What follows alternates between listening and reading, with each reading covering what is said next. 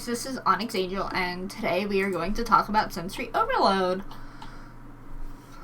And basically, what is it? So, okay, sensory overload happens when you're getting more input from your 5 senses than your brain can sort through and process. Multiple conversations going on in one room, flashing overhead lights, or a loud party can all produce the symptoms of sensory overload.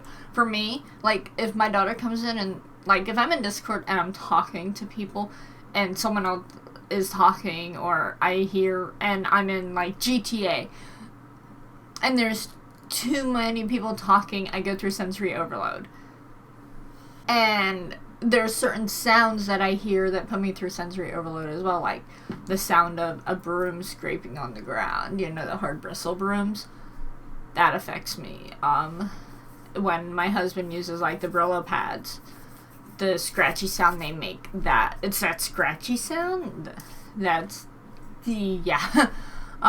Even thinking about it just gives me shivers. Alright, so anyone can experience sensory overload, and triggers are different for different people. Like, for me, too many people talking at once. Like I said, if I'm in Discord and people are talking and all of a sudden my daughter comes and talks to me and she doesn't say excuse me or try and get my attention or anything, it puts me through sensory overload because I have way too much going on. Sometimes it's my own thoughts. Like, I could have a thought, I could be typing something, someone comes up and starts talking to me and I really want to focus on what I'm typing, I will go through sensory overload, and then I will forget what I'm saying, or what I want to say. So sensory overload is associated with several other health conditions, including autism, sensory processing disorder, PTSD, and fibromyalgia. I have PTSD and anxiety and ADHD. ADHD can get a form of sensory overload. I'm also being tested for Asperger's, so we'll see how that goes. The symptoms actually vary by case. So, like, some common symptoms include, like, difficulty focusing due to competing sensory input, extreme irritability, restlessness and discomfort, the urge to cover your ears or shield your eyes from sensory input, feeling overly excited or wound up, stress, fear, anxiety about your surroundings, higher levels than usual of sensitivity to textures, fabrics, clothing tags, or other things that may rub against the skin. But now you guys are probably like, okay, but what causes it? Yeah, okay, so your brain functions like a complicated computer system. Your senses relay information from your environment, and your brain interprets the information and tells you how to react.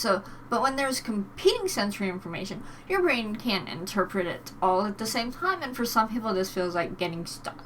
Your brain can't prioritize what sensory information it needs to focus on. Your brain then sends your body the message that you need to get away from some of the sensory input you're experiencing. Your body feels trapped by the input it's getting, and your body starts to panic in a chain reaction. Anyone can experience sensory overload. Sensory overload is also a common symptom, as I mentioned, of certain health conditions. Scientific research and first-hand accounts tells us that people with autism experience sensory information differently. Autism is associated with hypersensitivity to sensory input, making sensory overload more likely. With ADHD, which, for those of you who don't know, that's attention deficit hyperactivity disorder. And contrary to popular belief, ADD and ADHD are 2 different things. Similar, just one's got a hyperactivity, the other doesn't. So, with ADHD, sensory information competes for your brain's attention. This can contribute to symptoms of sensory overload. Mental health conditions such as generalized anxiety disorder and PTSD can also trigger sensory overload. Anticipation, fatigue, and stress can all contribute to a sensory overload experience, making your senses feel heightened during panic attacks and PTSD episodes. Fibromyalgia is related to abnormal sensory processing. Researchers are still working to understand how this relates to fibromyalgia pain.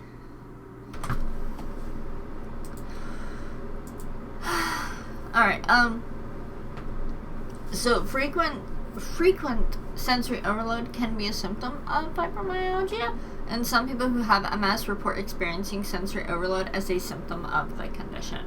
Since MS is a condition that has to do with nerve impulses, it makes sense that too much stimulation from your senses can trigger sensory overload, especially when you're having a flare-up of MS symptoms. While other conditions related to sensory overload include like sensory processing disorder, chronic fatigue syndrome, Tourette syndrome.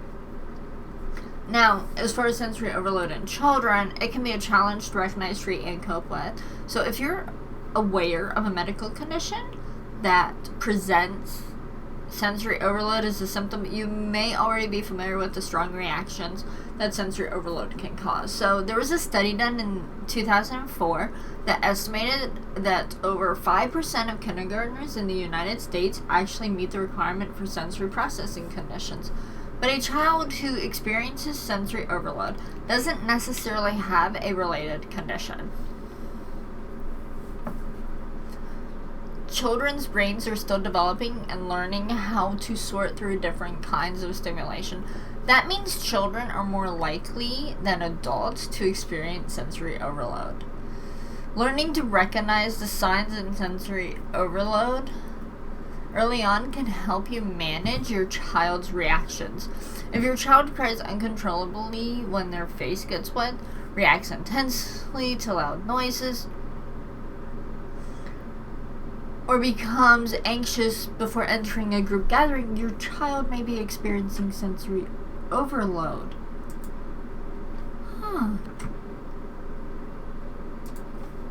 Alright.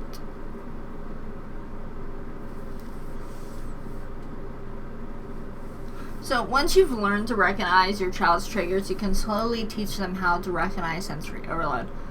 Giving your child language to explain what's happening and letting them know that the way they're feeling is normal, valid, and temporary can help them cope. You may find that certain situations that trigger your child are easiest to simply avoid together. Sensory issues may pose significant challenges for children at school, where young students must negotiate like a vivid sensory environment. Children who experience sensory overload may be able to work with an occupational therapist or other specialists to adapt to the school environment.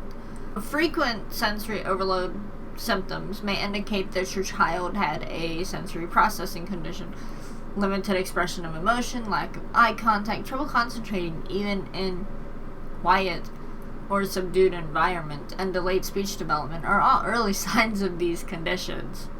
Now, if you know that your senses are getting overwhelmed and trigger sensory overload, you can cope with the condition by recognizing your triggers. So, it might take some time, but work to understand what your sensory overload experiences have in common. Some people are more triggered by noises, while others are triggered by pulsing lights and large crowds. You can try to avoid triggers of sensory overload once you know what causes it for you. You may also want to do the same activities and attend the same events that you would if you didn't have this condition.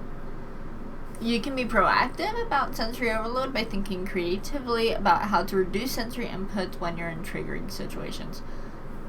Asking for the lights or music to be turned down and closing doors to limit noise pollution when you enter a social gathering are preemptive steps you can take before sensory overload sets in. Other tips, you could take a list to the store to focus in on the task at hand. This can help prevent becoming overwhelmed by the options, scents, and sounds when you're shopping. Hold conversations in the corners of the room or in separate rooms when you're at a big gathering. Keep a plan with you when you enter a highly stimulating environment. Write your triggers down and identify safe places ahead of time. And share the plan with someone you trust. This can help reduce anxiety over sensory overload. Plan to leave events early so you feel you have an escape. You can get plenty of rest and drink lots of water. This also helps your brain function at optimal levels.